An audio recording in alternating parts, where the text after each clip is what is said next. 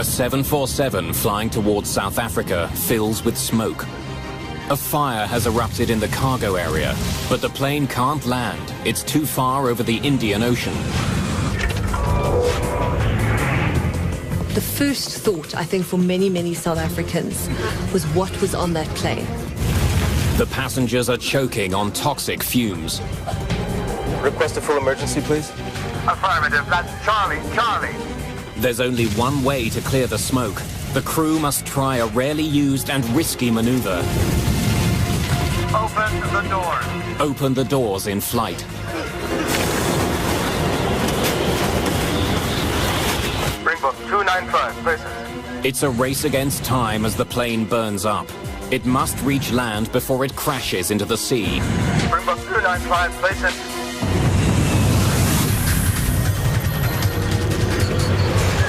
Mayday.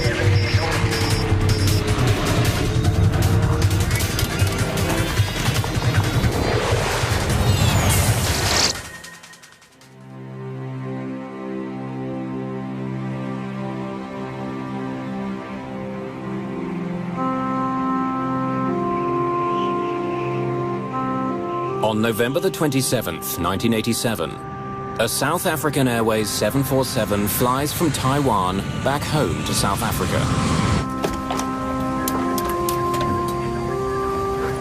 Everything good? Fine, Captain. Ready to take over? Yes, thanks. 9 hours into their flight over the Indian Ocean, the main crew returns to their seats, allowing the relief crew to rest. The crew prepares for a scheduled stop on the island of Mauritius. Valerie Lottering has enjoyed her first overseas vacation, joining her husband Corrie while he was on business.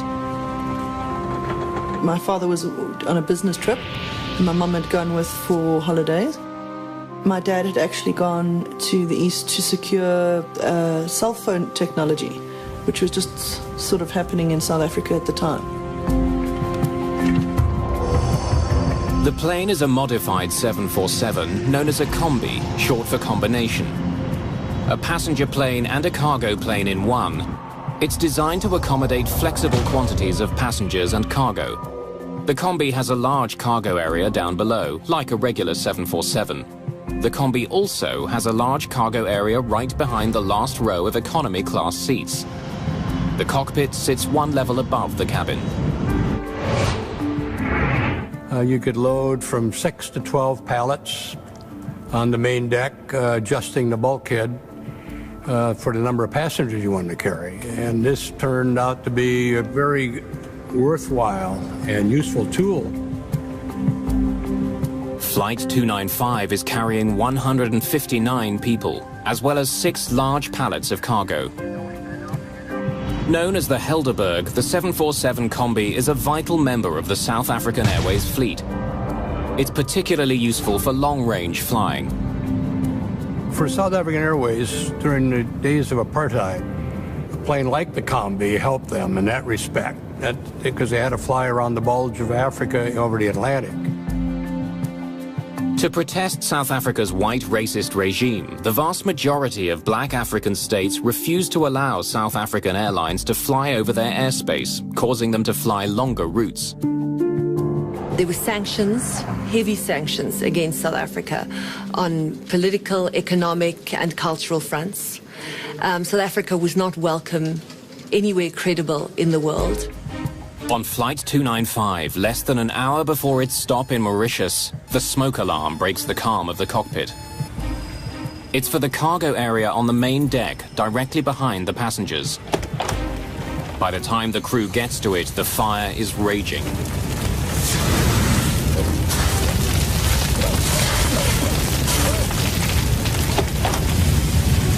It's bad. Shall I get another bottle over there? Yeah, hurry. Read out the fire checklist for us, please. In fire emergencies, the crew follows a standard checklist to extinguish the fire. The breaker popped as well, huh? We'll check the breaker panel as well. The fire is burning through the plane's wiring, causing short circuits. Move as far forward as you can. But there's a more immediate problem. Passengers are having trouble breathing. Duct isolation valve switches, open. Pack valve switches, all open. Recirculating fan switches, off. The fire checklist instructs the pilot to land at the nearest airport. But the closest one is on the island of Mauritius, still more than 300 kilometers away. There's not a lot Captain Ace can do. He asks a member of his flight crew to help fight the cargo fire.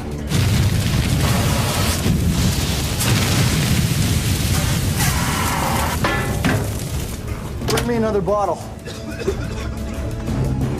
Captain Ace initiates an emergency descent. He calls the airport on the island of Mauritius, which is on good terms with South Africa. It's just before 4 in the morning when Mauritius Air Traffic Control receives the call. Mauritius, Springbok 2905. Springbok 2905, Mauritius. Good morning. Go ahead. Good morning. We have a smoke problem and we're doing emergency descent to level 140. Confirm you wish to descend to level 140. Yeah, we've already commenced due to a smoke problem in the aeroplane. Do you request a full emergency, please? Affirmative. That's Charlie. Captain Ace sounds calm, but he has to find a way of getting rid of the smoke on his plane. Whatever's burning in the cargo hold is producing thick, noxious smoke which is pouring into the cabin. It could be deadly to the passengers. Your actual position, please. Say again? Actual position. Captain Ace is losing power to many of his instruments. We've lost a lot of electrics. We haven't got anything on the aircraft now. He's not sure where he is.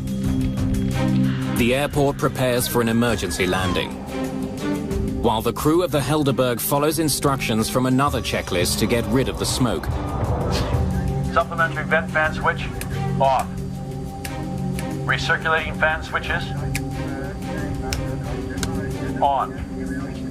Smoke conditions. Hold on, I'll check downstairs. The crew gets more bad news from the cabin. The smoke is getting thicker. It's worse. We can't breathe down here. With the plane approaching an altitude of 4,500 meters, the checklist advises the captain to execute an emergency maneuver that few pilots have ever performed. We need to open the doors. Repeat, open the doors. Opening the plane's doors in midair is the only hope for thinning a cloud of smoke that could kill the passengers before the struggling jet can land.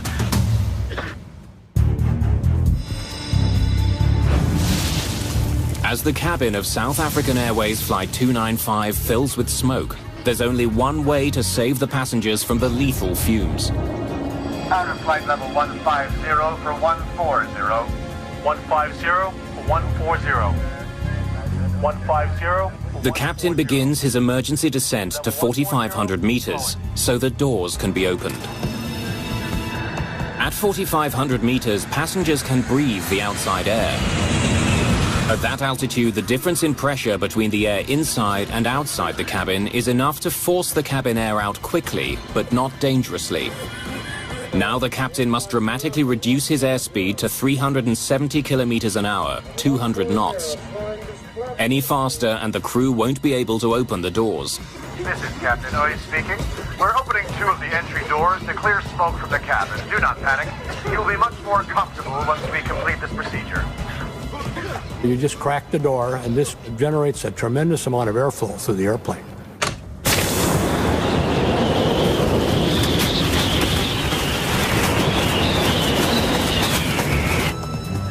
Blazen, Springbok 295. We've opened the doors to see if we can...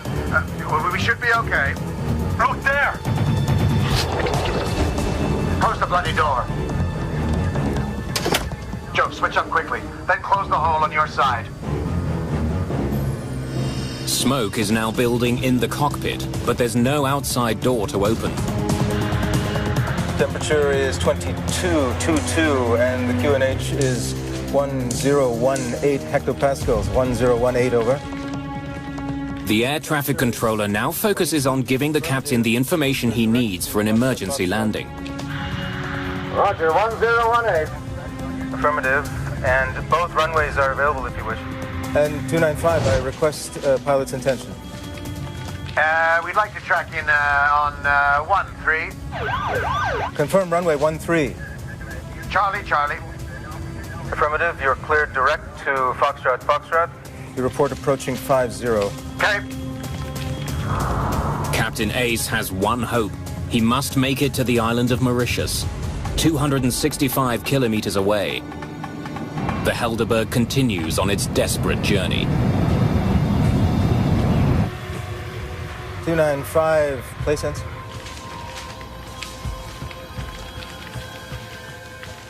But at 4:08 in the morning, a call by the air traffic controller is not returned. Springbok 295, place sense. Springbok 295, place sense. With no response from Flight 295 for 36 minutes, Air Traffic Control Mauritius formally declares an emergency. An alert goes out to search and rescue crews. Several aircraft take off from Mauritius and search the dark waters for the missing plane, but find nothing. At the airport in Johannesburg, South African Airways officially declares Flight 295 delayed. We were supposed to be going away on our annual holiday, so we were all very excited because from picking my parents up from the airport, we were supposed to go off to a 3-week holiday.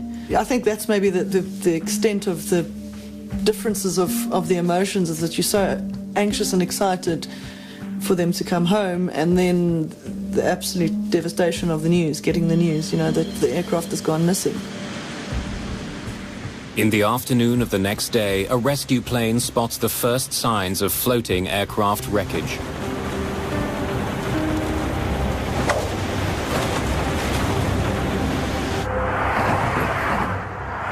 Rennie van Zyl, the head of South Africa's Aviation Safety Board, is assigned to the Helderberg case. A normal investigator will only handle a major accident about once in 20 years in his career. So this was quite a big wake-up and a challenge to us to start running with this investigation in that morning. 8 bodies are found in the water, all suffering from extreme trauma. It was around about 2 o'clock that we, in fact, were advised that wreckage and an oil slick had been spotted. And it was then quite apparent that the airplane was lost. The most astonishing thing is that my parents had actually, the night before they had flown, had sorted out their wills, had sorted out their insurances, had sorted out all of their documentation and paperwork before they flew, which was quite amazing. My father made very, very close family friends of ours, our guardians, our godparents, and we were to live with them. South Africa quickly becomes obsessed with what caused the crash. In the early days, there's very little to examine. Only small bits of the plane that are floating on the surface.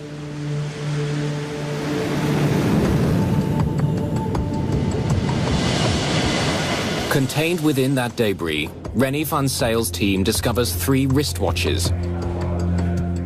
The watches give them a probable time of impact. These wristwatches were in fact part of the baggage. And when examined, we were able to find that the one had stopped and 2 others were still running. And the 2 running ones were the exact Taiwanese time. But the stopped one did give us the minute indication of what we could establish as the impact time of the airplane. The impact time is only 3 minutes after the last communication with the plane. The Helderberg's demise was sudden and dramatic. In the press and in public opinion, it reinforces the idea that something sinister brought the plane down. In the years leading up to the crash, South African Airways offices around the world had been the target of protests. The South African Airways airline at that particular time was a government body. It was owned by the government. It was the national carrier, but it was also very much perceived to be part of the South African government. So another aspect of this plane crash and another theory that was put around was that there could have been a bomb in the cargo, that in fact we were a target. South Africa, or the SAA plane, was a target of terrorists who had the worst interests of this country at heart. Experts examine the small bits of wreckage they have, searching for the telltale signs of an explosion: impact cavities, surface pitting, or spatter cavities.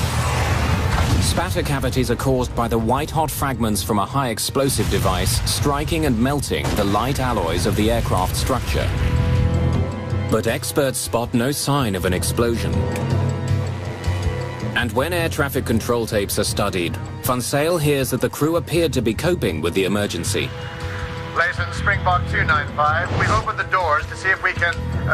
we should be okay. We've had rumors of atomic bombs, for example, in the airplane. That won't cause the airplane to burn. It will take out the airplane. We did not have that same experience here. This airplane flew for 22 minutes. It's out of the ordinary circumstances. This was not an explosion that took out the airplane. With just small pieces of the plane to study, investigators are stumped. They don't know what caused the fire or what role it played in the destruction of the plane. The obvious thing to do was to go and try and retrieve the cockpit voice recorder, the flight data recorder, and as much wreckage as we can from the aircraft to establish what really had happened. The problem is Van Zyl doesn't even know where to find the underwater wreckage. It could be far from the floating debris. No one is sure exactly where the plane crashed. He turns to the United States looking for help. An American salvage company is hired to find the wreckage and black boxes, but time is running out. The boxes have built-in locating devices called pingers, which run on batteries and will eventually run down. A driving factor was that the pinger on the data and voice recorders was transmitting, and it only had a 30-day guaranteed shelf life. If we couldn't get out there in 30 days, the chances were that we wouldn't be able to detect it.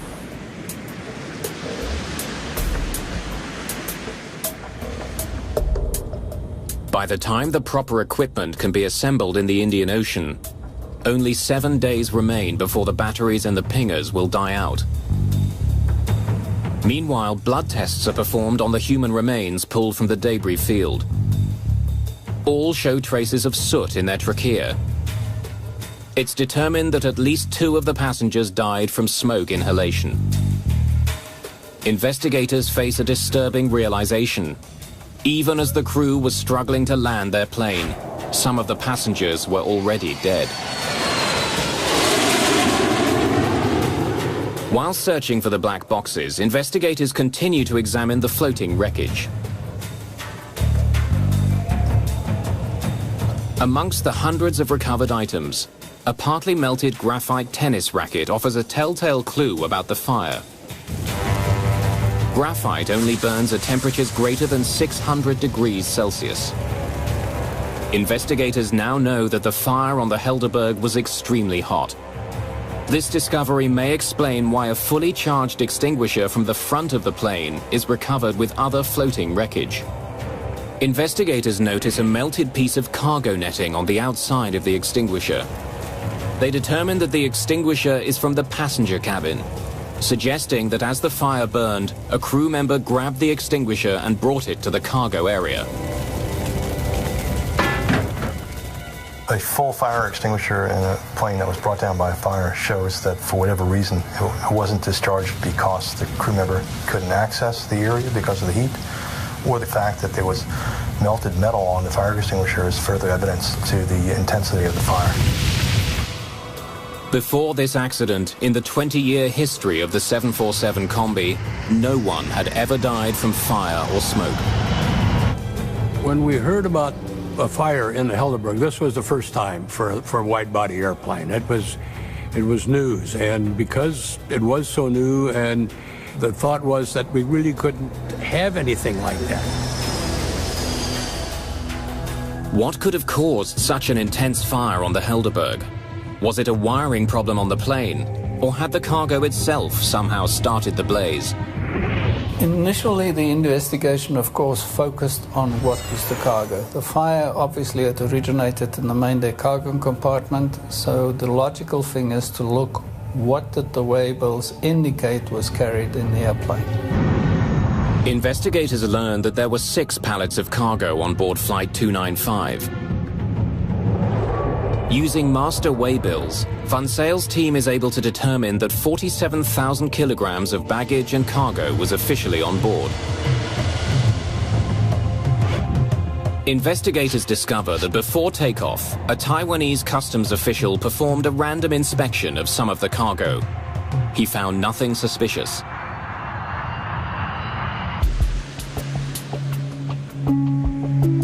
More than ever, investigators need to find the rest of the plane and locate the Helderberg's black boxes. But 30 days after the crash, Van Zyle's team gets some very bad news. There's still no signal detected from the black boxes, and they're still not certain exactly where the majority of the wreckage is. So far, the search has cost $1.5 million, and the team has been unable to locate vital evidence. The Helderberg crash is quickly becoming a test of Van Zyle's abilities and his resolve. The investigation reaches a standstill. Van Zyl has failed to discover the cause of the fire or even find the plane's wreckage.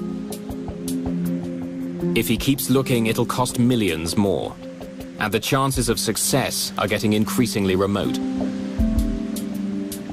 This wasn't just an airplane, this was a Boeing 747. It was the largest airplane of its type. And this was a 747 of South Africa's national airlines. Hundreds of thousands of people who flew the 747 every day at that time were dependent on a satisfactory answer as to whether or not this aircraft was safe and whether or not there were any structural or design deficiencies in the airplane. So the stakes for us were quite large, and the stakes for Mr. Van Zyl as the head of the South African investigation were enormous. It would have been very, very easy for the South African government to say, the water is too deep, it's too far from Mauritius, we cannot investigate this accident.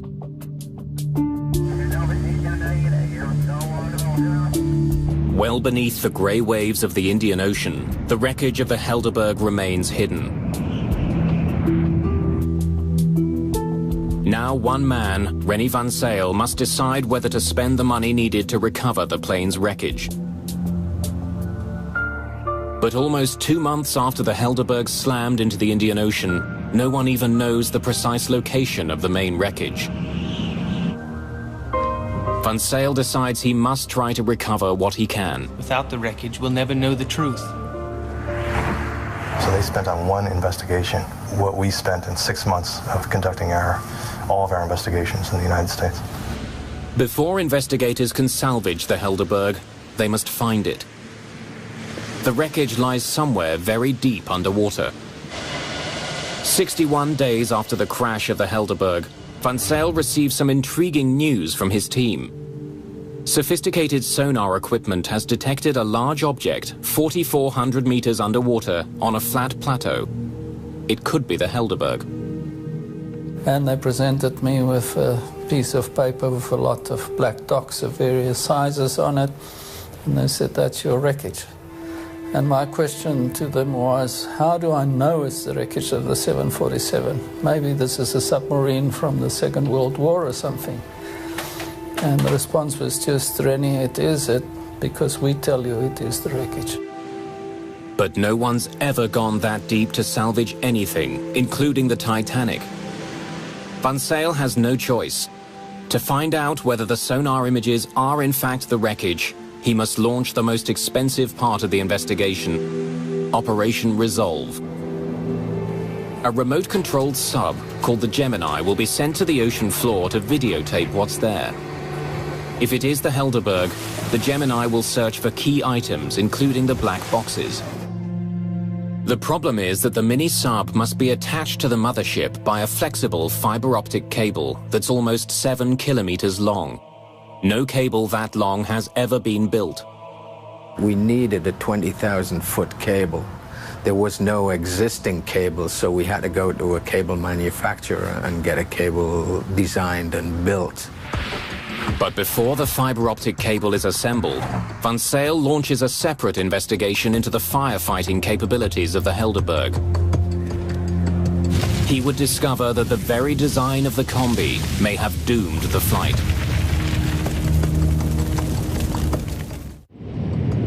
Investigators want to know whether the combi was properly designed to protect the passengers on South African Airways Flight 295 from fire.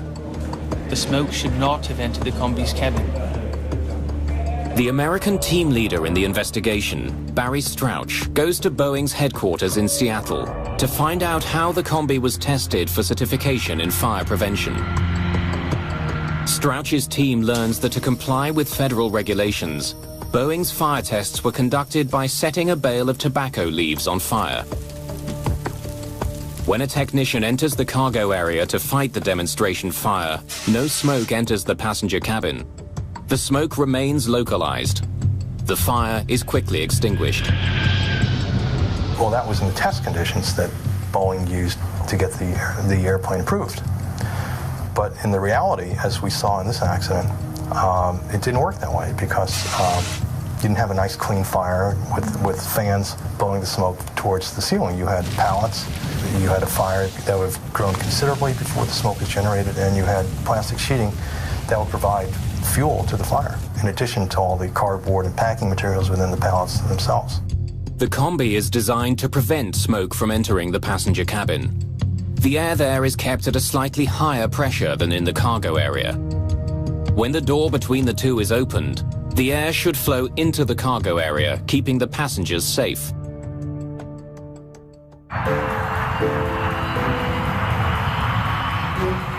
Investigators then conduct their own test. They set a large pallet of tightly packed cargo on fire, mimicking conditions on the Helderberg. The blaze is more intense and the temperature is hotter. Investigators discover that this much hotter flame has a radical impact on the air in the cargo hold. When the cargo door is opened, the smoke now flows into the passenger cabin. Boeing tests used tobacco leaves and batches of tobacco. In the fire in the Helderberg, it was a very, very different fire than the kind of smoke-generating fire that Boeing used in their tests. Heat would have been generated within the cargo compartment that would have created its own pressure and would have negated the pressure differential between the cargo compartment and the passenger compartment. Without the pressure differential, there would be nothing to restrain the smoke and keep it on the cargo side. And therefore the smoke would have penetrated into the passenger side, smoke that contained, as we know, carbon monoxide and carbon dioxide. Then investigators discover something potentially more lethal. As the passenger cabin filled with smoke, a checklist instructed the crew to turn on the cabin's recirculating fans. The intention of the checklist is to dissipate the smoke in the passenger cabin after the fire has been extinguished. Recirculating fan switches on. But in this case, turning the fans on may have been deadly. Fans draw air from above the cabin's ceiling and from the cargo compartment before recirculating it back to the passengers. The carbon monoxide levels were extremely high and were fatally high. In fact, the one body, and we have to stress again, he was allocated a seat really below the recirc fan inlet area. That was the highest level. I think we're talking around about 66%. That is not a survivable level at all. By following their checklist, the crew may have fed toxic gas into the passenger cabin. And it might very well have been that most of your passengers were asphyxiated before impact. No checklist for a 747 combi had ever foreseen the Helderberg's simultaneous problems: a cargo fire problem and a cabin smoke problem. The smoke removal checklist is predicated on the assumption that the fire has been extinguished.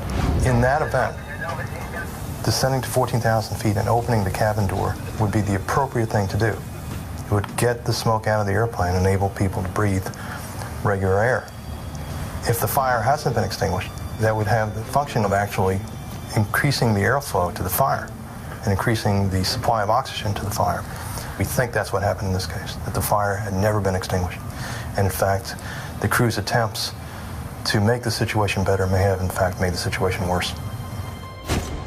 Investigators begin to realize that fighting a fire in the combi's cargo area is much more difficult than previously thought.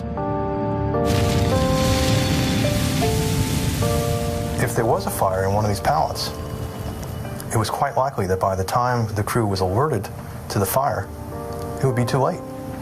Then the cabin instantly filled up with smoke. But Van Zyl still doesn't know what caused such a fierce fire. How had the blaze started? And how had it brought the plane down? The answers are still deep under the ocean. It takes months to build the fiber optic cable that's long enough for the Gemini to reach the bottom of the sea and to modify the submarine for this mission. We had to take the ROV, existing ROV that we had, which was designed for 6,000 feet, and we had to modify it so it would go to 20,000 feet.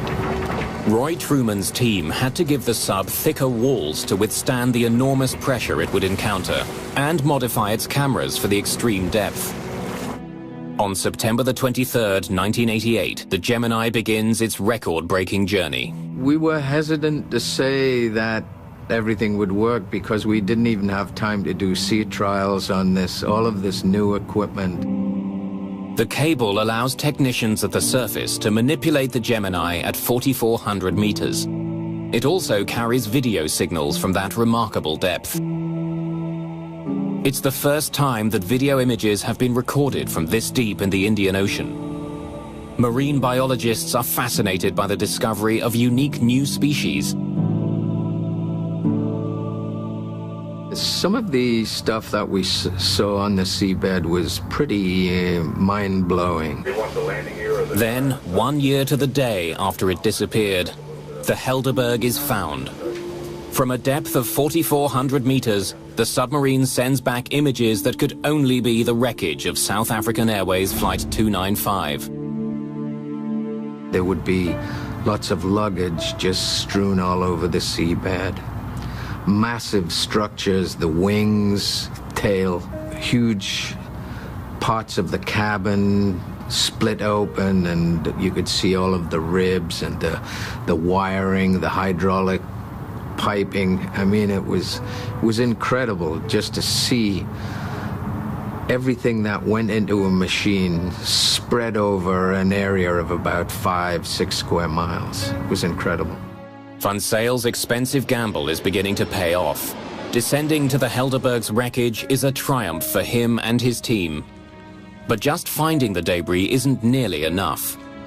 A year after the accident, Van Zyl is still hoping for the improbable, the recovery of the cockpit voice recorder. One of the major aspects we aimed at in Operational Resolve was the recovery of the CVR.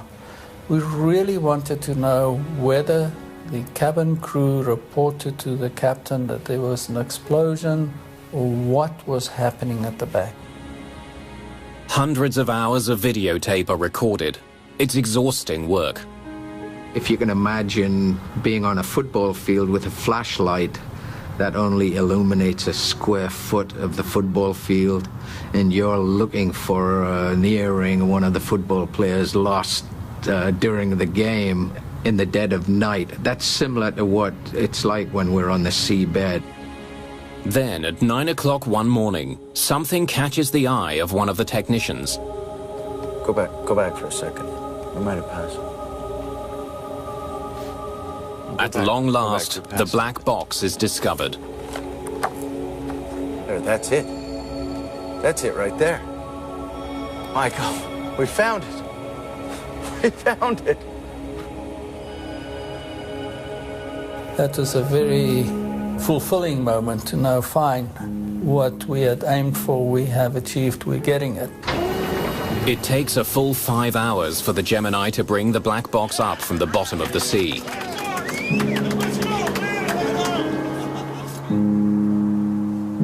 The South African media turns the discovery into front-page news. It's now 1989, and the apartheid government is still running the country with an iron fist. Van Zyl makes an unusual decision. He takes the sealed black box to Washington and opens it there. Because otherwise I would have been accused of having covered up something or left something out or whatever. And we, the FA and the NTSB guys, all listened to this tape at the same time for the first time. Tension in the room is high. The cockpit voice recorder should be a tape of the last 30 minutes of the flight, as the crew fought the fire. But the tape turns out to be a major frustration. After a year on the bottom of the ocean, it's difficult to understand anything.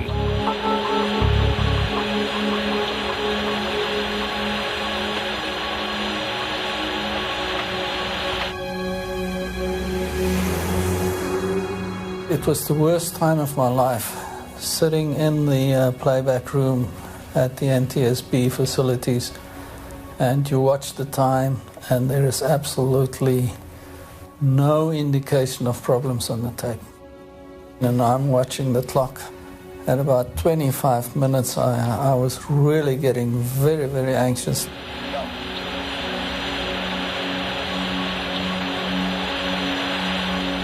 For 28 minutes, the tape reveals nothing unusual. Then everything changes. The next minute, of course, the alarm bell goes on the CVR, and we had about a minute's worth of relevant recording on the tape before the tape stopped. Normally, the black box records the final moments of a flight, but not this time. Instead, investigators are able to listen to the start of the accident before the recording mysteriously stops. It's not what Van Zyl was hoping for, but it gives him crucial new insight into the fire. Read out the fire checklist for us, please. 14 seconds after the fire alarm goes off, the plane's circuit breakers start to pop. The breaker popped as well, huh? We'll check the breaker panel as well. Yeah. Investigators estimate that up to 80 circuits were disabled. The wires to the cockpit voice recorder are destroyed only 81 seconds after the fire alarm first goes off. Van Zyl has not received the key evidence that he hoped for, but the fire is revealed as more violent than previously thought. The recording leaves many questions unanswered. But it does help Van Zyl to arrive at a personal opinion as to why the plane may have crashed. A lot of things were happening in the cockpit, and we believe that he probably was faced to up to 80 circuit breakers popping in the cockpit at the time. May have made controlling of the aircraft extremely difficult. And the possibility then even of the airplane just gradually descending into the sea. Whether it was a controllable flight, I have my doubts. I put myself in the cockpit on this thing, and I said, I would have been terrified having this, and just figuring out what do we do. Did they do the checklist correctly? We'll never know. But investigators still don't know what triggered the Helderberg fire. The mystery can now only be solved by salvaging parts from the crashed plane. We realized that what we had to do was just to continue recover as much wreckage as we could from the ocean floor. Van Zyl's focus is on certain key pieces of the combi's cargo area. They're brought to a hangar and reassembled like a giant jigsaw puzzle. His plan is to reconstruct the section of the cargo area where the fire most likely started. Van Zyl discovers that the cargo area floor is untouched by fire. So we know that the fire never burned lower than 1 meter of the cargo floor. But the walls and ceiling at the front of the cargo area reveal severe fire damage. Van Zyl makes a dramatic discovery. The seat of the fire was on the front right pallet of the cargo. So we were looking at a very localized fire on one pallet. The front right pallet was mostly filled with computers, protected by polystyrene packaging. Investigators suspect that a fire within the pallet came in contact with the polystyrene packing material, producing gases which accumulated near the ceiling. When the gases became hot enough, they ignited into a flash fire that spread throughout the cargo hold. Once smoke penetrated the polyethylene sheets, that fire would have been very, very hot. But even if the packing material had helped spread the blaze, Van Zyl still didn't know why it started. After millions of dollars and more than a year and a half of work, he has to end his investigation. I would have felt a lot better if we had been in a better position to give more factual information to the board to consider. But that was not to be. And we were not going to fabricate. But interest in the wreck of the Helderberg doesn't die. Dark rumors circulate about a possible cause of the fire. It's against this backdrop of a very repressive apartheid government. At that particular time, the first thought, I think, for many, many South Africans was what was on that plane. Was there something in that cargo hold that could have caused that terrible fire? Because planes don't just burst into flames mid-air and crash. Then a South African government chemist makes a startling discovery, which leads to a controversial new theory. A microscopic iron particle on the nylon netting next to the pallet has a unique profile. The airflow patterns on the iron suggest that it traveled at a very high velocity while in a molten state. The discovery could mean that the fire on the Helderberg was not a flash fire triggered by packing materials. This was a different kind of fire. This was a fire that had its own oxygen. If you can imagine something like a sparkler, which has fuel and its own oxygen, it was some kind of material similar to a sparkler that we feel was the cause of the fire. A British fire and explosion analyst examines the exterior skin of the plane above the pallet and comes up with another piece of evidence to support the new theory. The skin on the outside of the plane reached temperatures as high as 300 degrees centigrade. You must remember that it's very difficult to burn through an airplane skin in flight because the tremendous amount of cooling from the airflow on the outside of the skin. Dr. David Klatzo is one of numerous experts who question what caused the fire.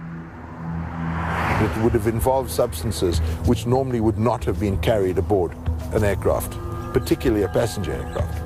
In other words, it could not have been a normal packing material, wood, cardboard, plastic fire. You don't carry the things of that nature which carry their own oxygen, which can produce an accelerated fire, for a number of reasons, one of which they are generally unstable. The second reason is that normal fire extinguishing methods will not put them out. What could start such a fire? The only dangerous goods listed on the cargo manifest are computer batteries. Some believe the Helderberg must have been carrying cargo that wasn't listed. At the time, South Africa was under an international arms embargo. The country was also fighting a war with Angola. South Africa didn't have capacity to do everything itself, and there were times when it had to buy from other countries.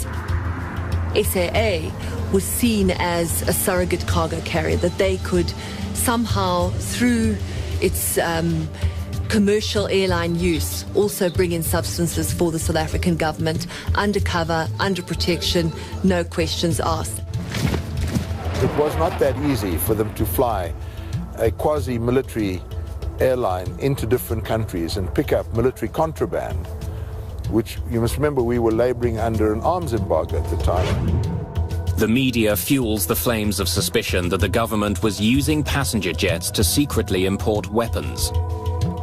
Armscor is the corporation responsible for supplying the South African forces with munitions. At the time, there was a need to produce a better rocket system, a more efficient rocket system for dealing with the air menace in Angola. And the rocketry systems which are used for those purposes have as their propellant, a major component of the propellant is ammonium perchlorate. And that is what I believe was being carried aboard the Helderberg. But it is not the sort of compound you want on an aircraft when you are flying on that aircraft, because it is unstable, it is susceptible to self-ignition by any kind of vibration and violent movement. The official investigation into the crash does not come to the conclusion that the Helderberg was carrying illegal arms. But the rumors won't go away.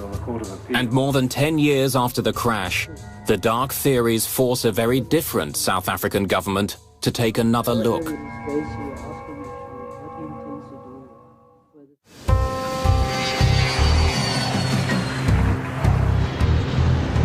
The Helderberg accident revealed that the 747 Combi was vulnerable in the event of an onboard fire. South African Airways immediately stops using the 747 Combi. American officials take notice. And the FAA went through and developed some new regulations, but for the weight and everything that was going to have to be added in there did not make it an economically feasible. And so essentially after the Helderberg accident, 747 Combis were not used anymore.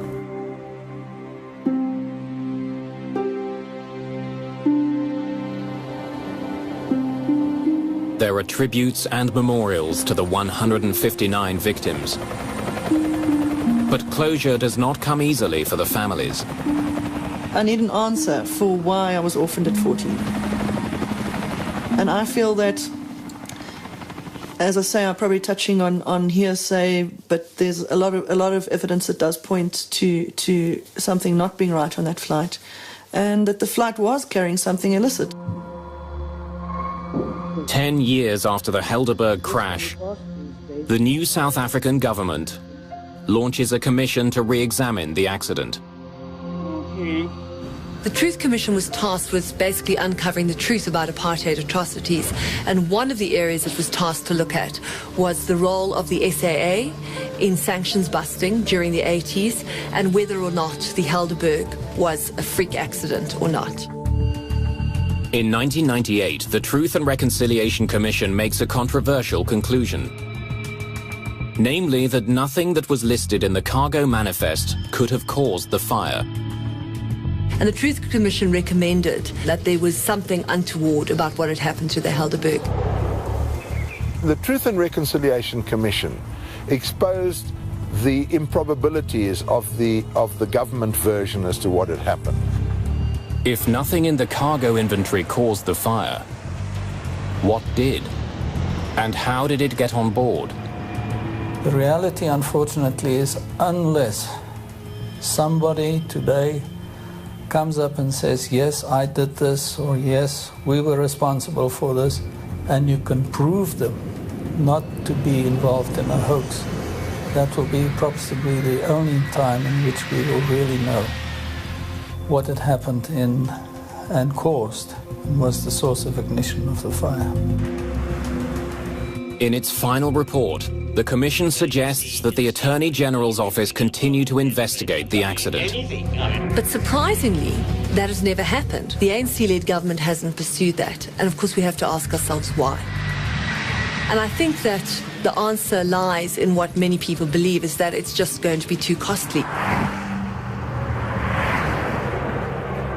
They don't want to open it for the simple reason that it will be financially disastrous for the airline. Rennie van Zyl devoted years of his life to solving the mystery of the Helderberg. His inability to definitely prove the cause for the fire does not stop him from seeing the benefit of his investigation. I believe that we as a team had done the best that we could under extreme challenging conditions and circumstances. What we had done had never been done before. It was pioneering work. The frustration is we could not establish the source of ignition, and we will probably never know. I believe that those people are still out there that know exactly what happened to that aircraft. I know that their thought processes at the time were our country was at war and they were doing their duty for their country, but I just feel that they should have a heart for the families and bring out that information.